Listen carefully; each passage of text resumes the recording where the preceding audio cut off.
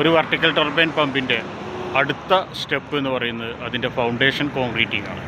പക്ഷെ അതിൻ്റെ മുന്നേ നമുക്ക് മേജറായിട്ട് ഒരു ഇലക്ട്രിക്കൽ വെർട്ടിക്കൽ ടർബൈൻ പമ്പിന് മേജറായിട്ട് വരുന്ന 3 പാർട്സാണ്.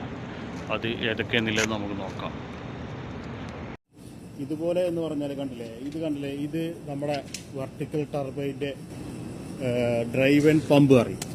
ഈ ഒരു ഈ പാർട്സിന് പറയുന്നതാണ് ഡ്രൈവ് ആൻഡ് പമ്പ് എന്ന് പറയും. ഇത് കണ്ടോ പാർട്സായിട്ടാണ് വന്നിട്ടുള്ളത്. കണ്ടോ ഊരി എല്ലാം റിമൂവ് ചെയ്ത് പാർട്സായിട്ടാണ് വന്നിട്ടുള്ളത്. ഇത് അതിൻ്റെ ഷാഫ്റ്റാണ് ഈ കാണുന്നത്.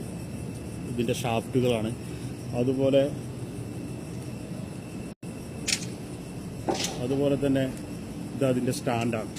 Drive and പമ്പിൻ്റെ മോട്ടറിൻ്റെ സ്റ്റാൻഡാണിത്. നമുക്ക് വെള്ളം വരുന്ന മറ്റേ പുറത്തേക്ക് തള്ളണ ഫ്ലാഞ്ച്. അതുപോലെ ഇത് നമ്മുടെ ഇലക്ട്രിക് മോട്ടോറാണ്. ചിലയിടത്ത് എന്ന് പറഞ്ഞാൽ ഈ പറയുന്ന 3 പാർട്സും 1, 2, 3 ഈ 3 പാർട്സും അസംബിൾ ചെയ്തിട്ടാണ് വരിക. അങ്ങനെ വന്നു കഴിഞ്ഞാൽ നമുക്ക് എന്ത് ചെയ്യാൻ പറ്റും? ഒരു ക്രെയിനിൽ ഈ സംഭവം തൂക്കി ഈസി ആയിട്ട് ടാങ്കിലേക്ക് ഇറക്കി വെക്കാൻ പറ്റും. പക്ഷേ ഇതിങ്ങനെ പാർട്സായിട്ട് വന്നു കഴിഞ്ഞാൽ അത് ഇൻസ്റ്റാൾ ചെയ്യുക എന്ന് പറഞ്ഞാൽ കുറച്ച് റിസ്ക്കാണ്, എന്നാൽ വളരെ ഈസിയാണ്. അപ്പോൾ നമ്മൾ കാണിക്കാൻ പോകുന്നത്, ഇനി അടുത്ത വീഡിയോ മുതൽ നമ്മൾ കാണിക്കാൻ പോകുന്നത് ഇത് എങ്ങനെയാണ് നമ്മൾ അസംബിൾ ചെയ്യാന്നില്ല, ഇൻസ്റ്റാൾ ചെയ്യാന്നില്ല.